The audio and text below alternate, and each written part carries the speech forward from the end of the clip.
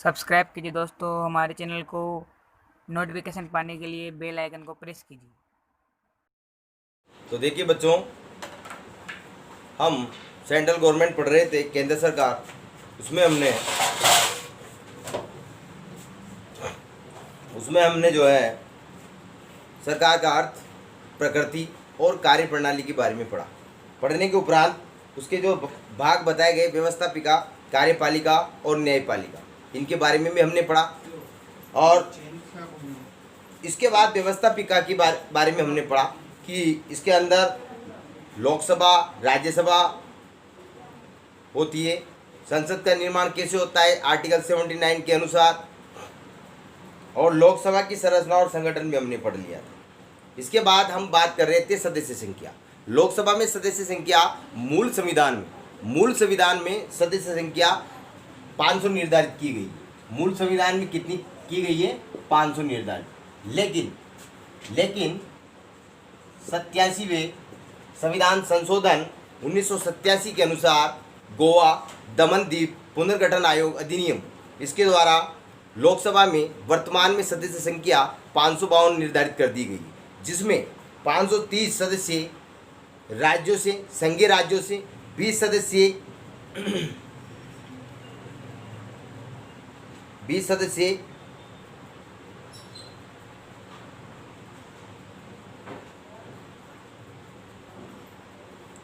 20 सदस्य संघीय क्षेत्रों से निर्वाचित किए जाते हैं। और जिनका प्रतिनिधित्व हमारे देश के अंदर नहीं है, उचित प्रतिनिधित्व नहीं है, वे व्यक्ति आंग्ल भारतीय समुदाय के 2 व्यक्तियों को लोकसभा में मनोनीत भी किया जाता है।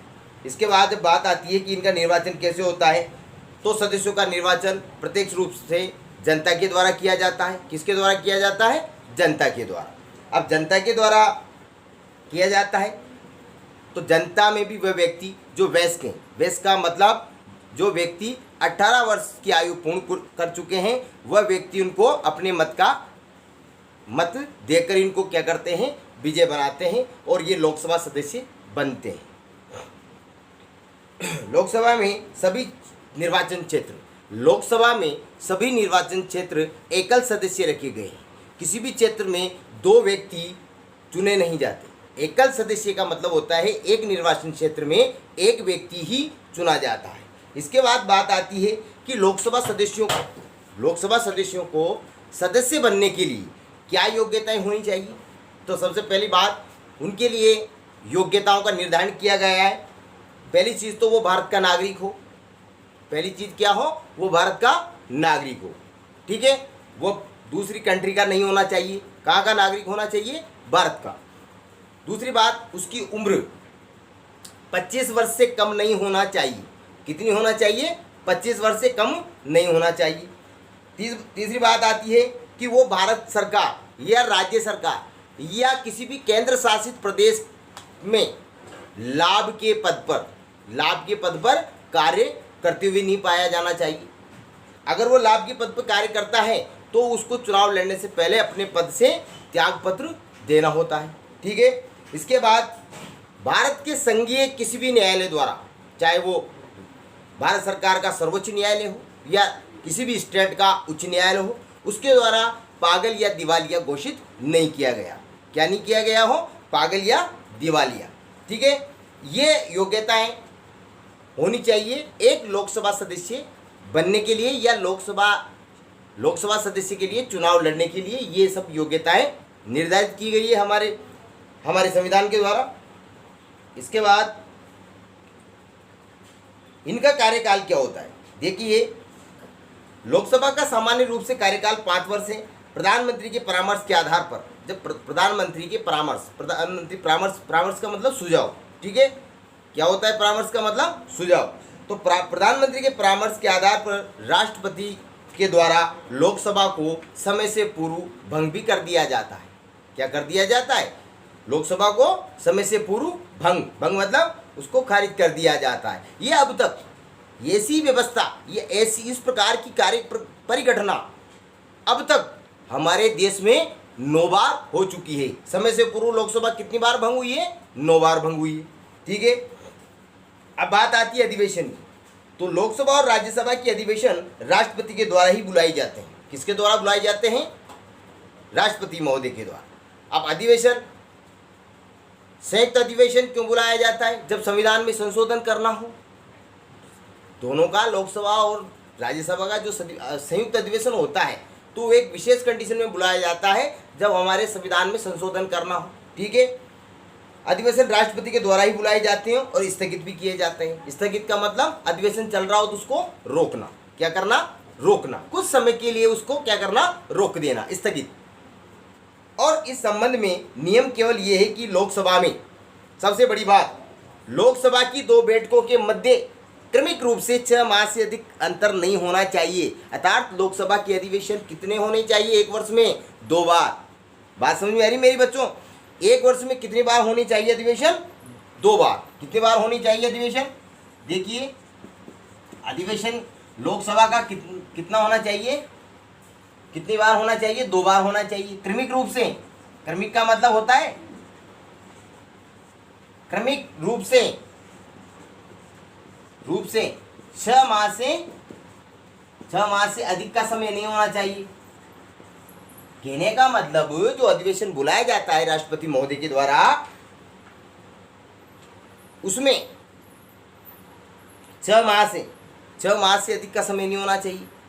तो 6 महीने में जब 2 बार अधिवेशन हुए तो 1 वर्ष में कितने अधिवेशन हो गए? 2 बार। कितने अधिवेशन हो गए बच्चों? 2 बार। अब बात आती है इसके बाद, लोकसभा के पदाधिकारी कौन कौन होते हैं? तो देखिए बच्चों, लोकसभा में 2 पदाधिकारी होते हैं मुख्य रूप से। कितने पदाधिकारी होते हैं? 2।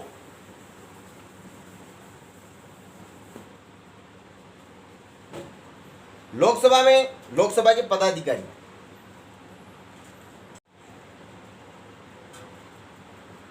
देखिए, लोकसभा में सामान्य रूप से 2 पदाधिकारी होते हैं। एक होता है लोकसभा अध्यक्ष, दूसरा होता है लोकसभा उपाध्यक्ष। अब देखिए, इसके अंदर संविधान के अनुच्छेद 93 में यह व्यवस्था की गई कि लोकसभा स्वयं ही अपने सदस्यों में से एक अध्यक्ष और एक उपाध्यक्ष का चुनाव करेंगी। मतलब अध्यक्ष भी किन में से चुना जाएगा? जो सदस्य होते हैं लोकसभा में, कुल कितने सदस्य होते हैं? अधिकतम 552। ठीक है। उनमें से एक तो क्या चुना जाएगा? लोकसभा अध्यक्ष। कौन से? संविधान के कौन से अनुच्छेद के तहत? अनुच्छेद 93 के अनुसार। कौन से अनुच्छेद के तहत? अनुच्छेद 93 के अनुसार लोकसभा अध्यक्ष की क्या होती है? चुनाव होता है। ठीक है। इसके बाद देखिए आप, और एक उपाध्यक्ष का निर्वाचन करेगी, चुनाव करेगी। ठीक है। अध्यक्ष तथा उपाध्यक्ष को उनके पद से हटाया भी जा सकता है। समय से लोकसभा सदस्यों को ऐसा लगता है कि अपने कार्य पर अपनी शक्तियों का दुरुपयोग कर रहे हैं, या कहीं न कहीं जाकर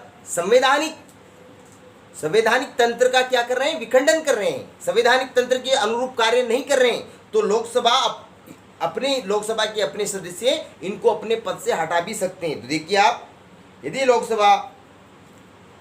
लोकसभा के तत्कालीन सदस्यों के बहुमत से इस आशय का प्रस्ताव पास हो जाए, परंतु इस प्रकार का कोई प्रस्ताव लोकसभा में तभी पेश हो सकेगा जबकि इस प्रकार के प्रस्ताव को पेश करने के लिए कम से कम 14 दिन पूर्व सूचना देनी होगी। सबसे बड़ी बात, इंपॉर्टेंट बात यह है कि जब लोकसभा अध्यक्ष को हटाया जाता है, क्या किया जाता है?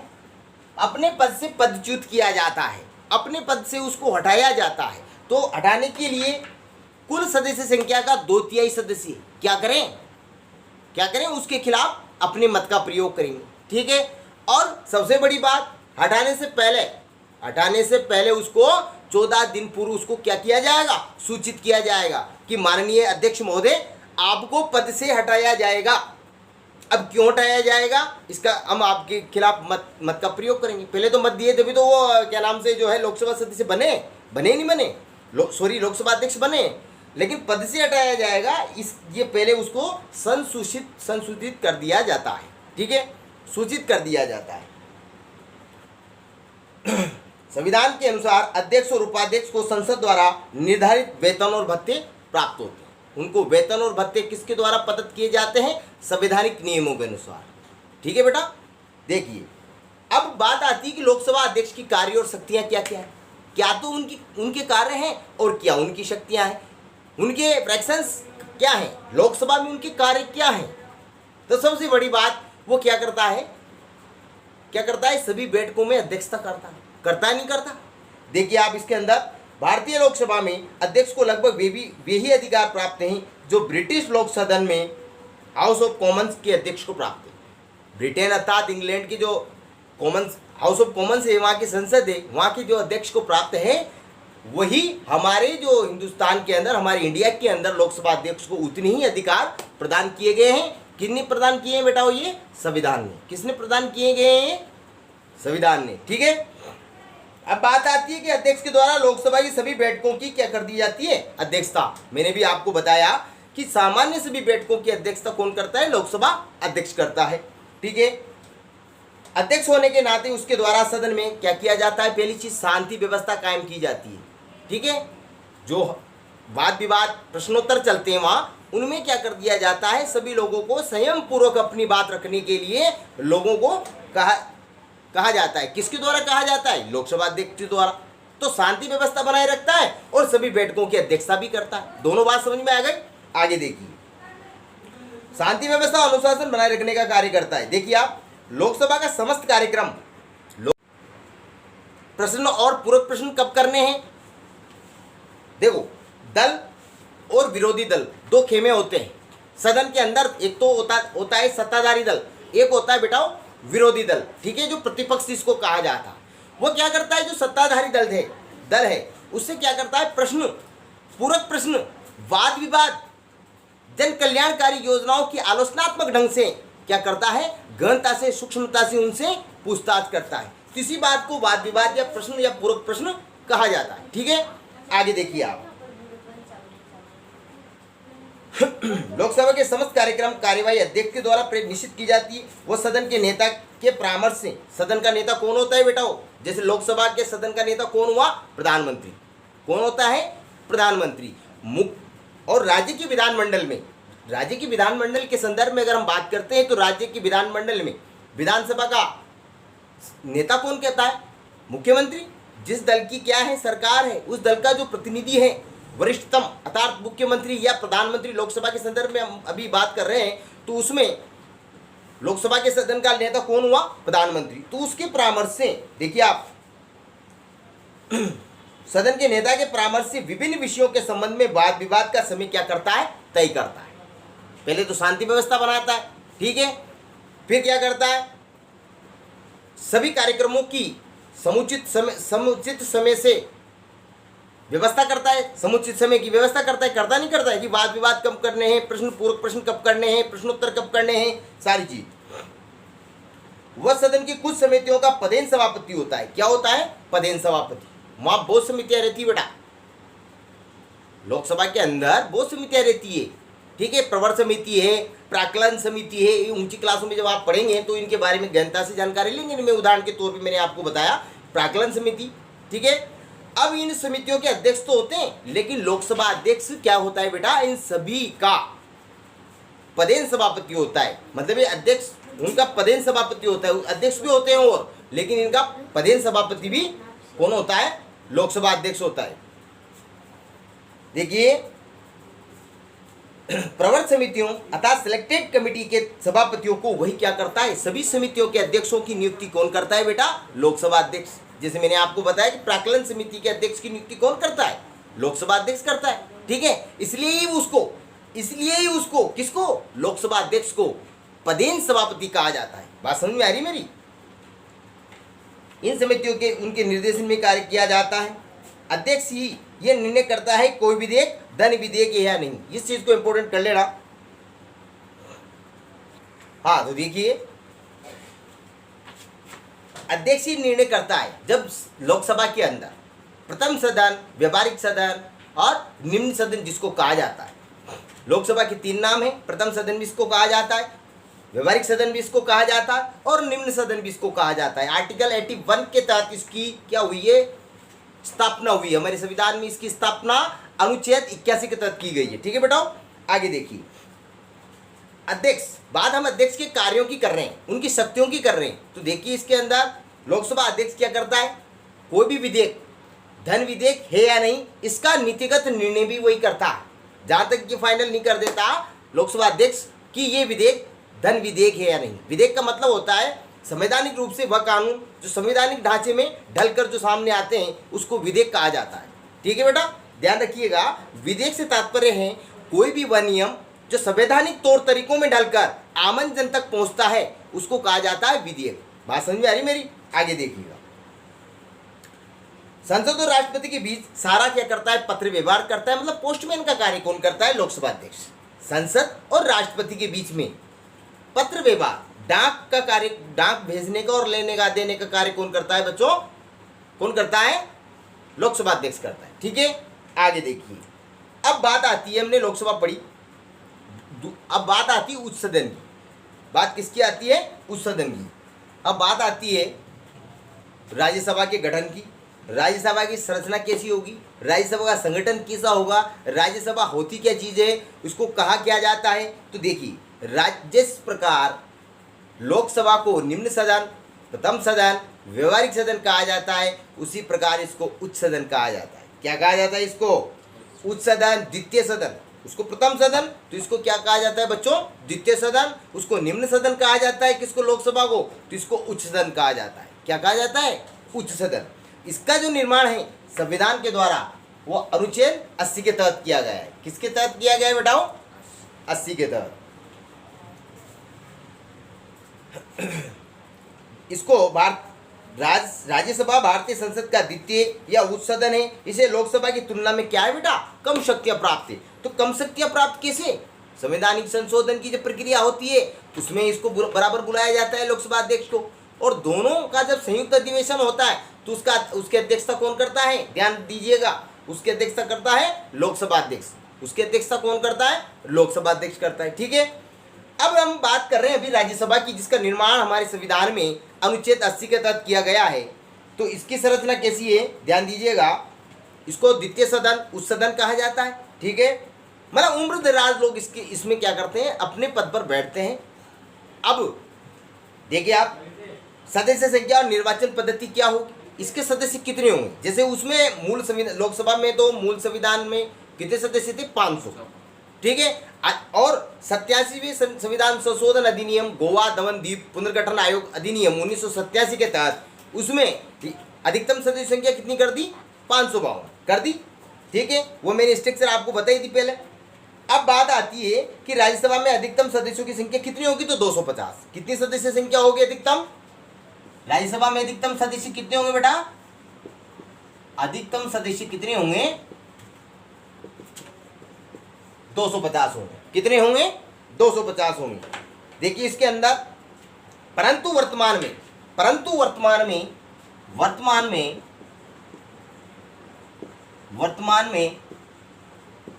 राज्यसभा में कितने सदस्य हैं? 245। कितने हैं वर्तमान में बेटा? 245 है। देखिएगा इसके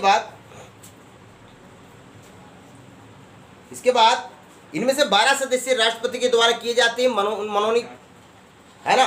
राष्ट्रपति के द्वारा मनोनीत किए जाते हैं, जिनको कला, साहित्य, संस्कृति, विज्ञान, ठीक है, चिकित्सा के क्षेत्र में क्या हो? अधिक मात्रा में उपलब्धियां अर्जित हो, उनको क्या करता है राष्ट्रपति महोदय अर्थात महामहिम राज्यसभा में 12 सदस्यों को क्या करता है? मनोनीत करता है। बात आती है लोकसभा में कितने सदस्य मनोनीत होते हैं? तो मैंने आपको बताया उसके अंदर आंग्ल भारतीय समुदाय, एंग्लो इंडियन अर्थात आंग्ल भारतीय, भारत के नहीं है, उनके वंशज अंग्रेज हैं और वो भी उनके जो है पुत्र, अंग्रेजों के पुत्र भारत में रहते हैं, अर्थात उनकी क्या है? संख्या यहाँ पर कम है। कहाँ पर? भारत के अंदर। तो वो जो है निर्वाचन क्षेत्रों से जीत के नहीं आ सकते, इसलिए राष्ट्रपति महोदय वहाँ पर 2 सदस्य मनोनीत करता है। उसी प्रकार राज्यसभा के अंदर 12 सदस्य क्या करता है? राष्ट्रपति महोदय क्या करते हैं? मनोनीत करते हैं, जिनको कला, साहित्य, संस्कृति, चिकित्सा, विज्ञान, उनमें क्या हो? विशेष ख्याति अर्जित हो, ऐसे सदस्यों को क्या करता है? मनोनीत करता है 12 सदस्यों को। ऐसे व्यक्ति जिन्हें कला, साहित्य, विज्ञान, समाज सेवा या खेल के क्षेत्र में विशेष ज्ञान या अनुभव प्राप्त है। राज्य विधानमंडलों द्वारा कितने सदस्य निर्वाचित होते हैं? इसके अंदर राज्य विधानमंडलों के द्वारा, देखिए आप, राज्य विधानमंडलों के द्वारा निर्वाचित, कितने निर्वाचित होते हैं? 233, ठीक है। और 12 ये, तथा इन सदस्यों का आनुपातिक प्रतिनिधित्व की, तथा इन सदस्यों का चुनाव कैसे होता है? इन सदस्यों का चुनाव कैसे होता है? आनुपातिक प्रतिनिधित्व की एकल संक्रमणीय की गुप्त मतदान पद्धति से, ठीक है। और आनुपातिक प्रतिनिधित्व की एकल संक्रमणीय गुप्त मतदान पद्धति कैसे कहते किसे है? कहने का मतलब देखिए, जब चुनाव में एक सदस्य नहीं 5 सदस्य कोड़े होते, तो इसमें एकल संक्रमणीय में ये व्यवस्था की गई, जो मत का प्रयोग करने वाला सदस्य होता है कोई भी व्यक्ति, इसमें जनता चुनाव नहीं करती, इसमें क्या करते हैं? विधानमंडलों के द्वारा निर्वाचित होते हैं। विधानमंडल का मतलब होता है विधानसभा सदस्य, इसमें अपने मत का प्रयोग करके राज्यसभा के सदस्यों का क्या करते हैं? चुनाव करते हैं। कौन करते हैं? विधानसभा के सदस्य इसमें वोट डालते हैं। बात समझ में आई? अब वो कैसे वोट देंगे? सदस्य खड़े हैं 5, सभी को वोट देना है विधानसभा सदस्य को, और इसमें ये कंडीशन ये है कि एक व्यक्ति सभी जितने लोग खड़े हैं उनको सबको वोट देना है। जैसे ए भी खड़ा है, बी भी खड़ा है, सी भी खड़ा है, डी भी खड़ा है, इधर भी। अब राजस्थान में 200 सदस्य हैं, 200 को ही 500 को ही वोट देने हैं। तो इसमें वरीयता के अनुसार पहले क्रम पे किसको वोट दिया, दूसरे क्रम पे किसको वोट दिया। जब काउंटिंग होती है तो पहले क्रम को, अर्थात पहले राउंड की मतगणना को क्या किया जाता है?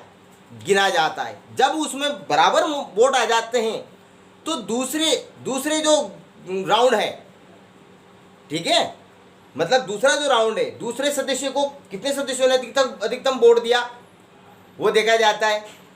जो अंतिम जिसके सर्वाधिक वोट आते हैं उसको विजेता माना जाता है। कहने का मतलब इसमें सभी सदस्यों को वोट देते हैं, इसलिए इसको एकल संक्रमणीय की गुप्त मतदान पद्धति कहा जाता है। बात समझ में आई मेरी? आगे देखिए, संघ के विभिन्न राज्यों और संघीय क्षेत्रों की विभिन्न राज्यों और संघीय क्षेत्र किसे कहते हैं? जैसे अभी वर्तमान में संघीय प्रदेश कितने बेटा? 9। कितने? 9 हैं। पहले 7 थे, वर्तमान में 2 हो गए। संघीय क्षेत्रों की विधानसभा के सदस्यों द्वारा किया जाता है। अब बात आती है कि जैसे लोकसभा सदस्य बनने के लिए क्या क्या अर्हताएं चाहिए, क्या क्या योग्यताएं चाहिए, क्या क्या कैपेबिलिटी उनके पास चाहिए, इसी प्रकार राज्यसभा सदस्य बनने के लिए भी क्या क्या योग्यताएं चाहिए वो देखिए आप। देखिए, जिस प्रकार हमने लोकसभा सदस्य बनने के लिए योग्यताएं पढ़ी कि इनकी उम्र, पहली चीज तो भारत का नागरिक हो, तो राज्यसभा में भी वही निर्धारित थी कि इनमें भी भारत का नागरिक होना चाहिए नहीं होना चाहिए, पाकिस्तान का, अमेरिका का तो नहीं होना चाहिए क्या? दूसरी कंडीशन की बात आती है कि उनकी उम्र कितनी मानी गई थी, बताओ मुझे। उनकी उम्र मानी गई थी 25 वर्ष। न्यूनतम कितनी वर्ष की उम्र होनी चाहिए थी उनकी? 25 वर्ष चुनाव लड़ने की। और राज्यसभा में अगर बात करते हैं तो राज्यसभा में महज उम्र कितनी होनी चाहिए? कम से कम उम्र कितनी होनी चाहिए? 30 वर्ष। तब जाके वो राज्यसभा सदस्य बनने के लिए चुनाव लड़ सकता है, अन्यथा वो राज्यसभा सदस्य का चुनाव नहीं लड़ सकता। ठीक है, आगे देखिए,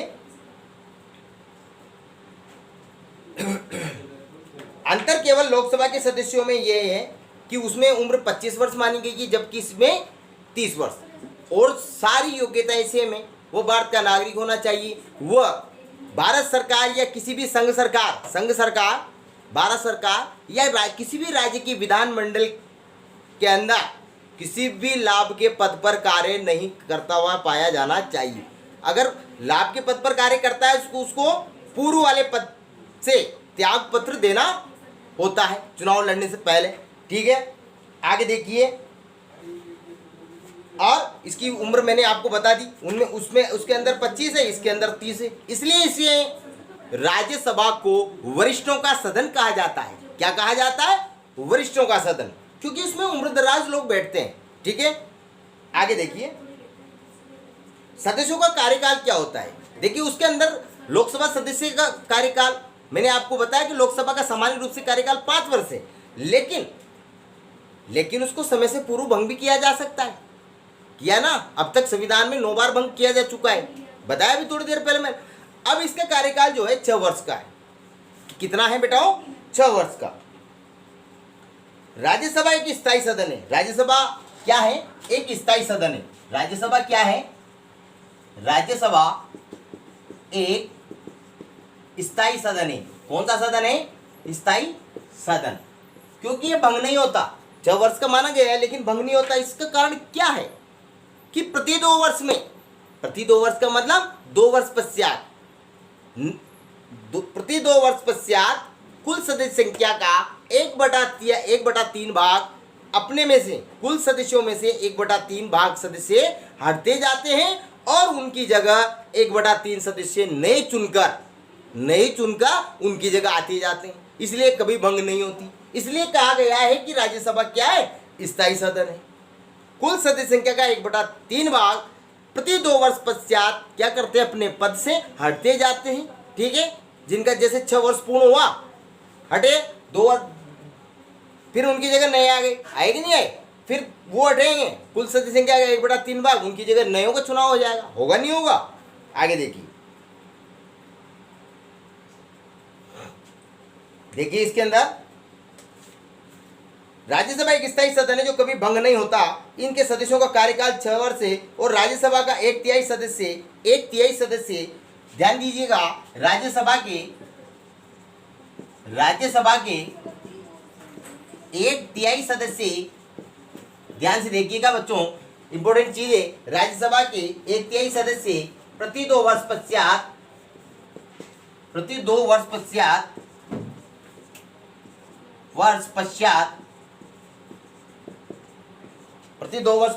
क्या होते हैं? प्रति 2 वर्ष पश्चात सेवानिवृत्त होते जाते हैं। सेवानिवृत्त होते जाते हैं। ठीक है, इसके बाद बात आती है राज्यसभा के पदाधिकारी। जैसे मैंने आपको बताया कि लोकसभा में सामान्य रूप से 2 पदाधिकारी होते हैं। एक होता है लोकसभा अध्यक्ष, दूसरा होता है उपाध्यक्ष। ठीक है, आर्टिकल अर्थात अनुच्छेद 93 के अनुसार लोकसभा अध्यक्ष की नियुक्ति होती है अपने सदस्यों में से। किन में से होती है? अपने सदस्यों में से। अपने सदस्यों का मतलब लोकसभा के सदस्यों में से। इसी प्रकार इसके 2 पदाधिकारी होते हैं राज्यसभा के भी। अब उनको क्या क्या कहते हैं, ध्यान दीजिएगा आप। सभापति और उपसभापति। राज्यसभा में भी 2 पदाधिकारी होते हैं, एक तो सभापति और एक उपसभापति। भारत का उपराष्ट्रपति राज्यसभा का पदेन सभापति होता है। क्या होता है बेटा? राज्यसभा का पदेन सभापति कौन होता है? इंपॉर्टेंट चीज याद रखिएगा, राज्यसभा का पदेन सभापति, राज्यसभा का पदेन सभापति कौन होता है? उपराष्ट्रपति। होता है। ठीक है, कौन होता है? उपराष्ट्रपति होता है। देखिएगा इसमें आप लोग, राज्यसभा में सामान्य रूप से 2 पदाधिकारी होते हैं, एक सभापति और एक उपसभापति। भारत का उपराष्ट्रपति जो है राज्यसभा का पदेन सभापति होता है। ठीक है, आगे देखिए, इनका सामान्य रूप से कार्यकाल, किनका सामान्य रूप से कार्यकाल? देखो, राज्यसभा का तो कार्यकाल कितना होता है? 6 वर्ष। बताया मैंने? बताया नहीं बताया? 6 वर्ष होता है ना राज्यसभा का कार्यकाल। और प्रति 2 वर्ष पश्चात अपने कुल सदस्यों में से 1/3 सदस्य हटते जाते हैं, उनकी जगह नयों का चुनाव होता जाता है। बताया नहीं बताया? लेकिन जो इनका पदेन सभापति होता है उसका कार्यकाल कितना होता है? ध्यान दीजिएगा, उसका कार्यकाल 5 वर्ष। उपराष्ट्रपति का कार्यकाल कितना होता है? 5 वर्ष। राज्यसभा अपने सदस्यों में से किसी एक को 6 वर्ष के लिए उपसभापति निर्वाचित करती है। ध्यान दीजिएगा, दोनों में इंडिविजुअल डिफरेंस है। उपराष्ट्रपति का कार्यकाल 5 वर्ष निर्धारित है। वो राज्यसभा का क्या होता है? पदेन सभापति होता है। दूसरा उपसभापति जिसको हम कहते हैं, उसका कार्यकाल कितना होता है? ध्यान दीजिएगा, जो राज्यसभा के सदस्य का कार्यकाल होता है वही उपसभापति का भी कार्यकाल वही होता है। और कितना? ध्यान दीजिए, कितना होता है? 6 वर्ष। कितना होता है? उपसभापति का भी कार्यकाल कितना होता है? 6 वर्ष होता है। ठीक है।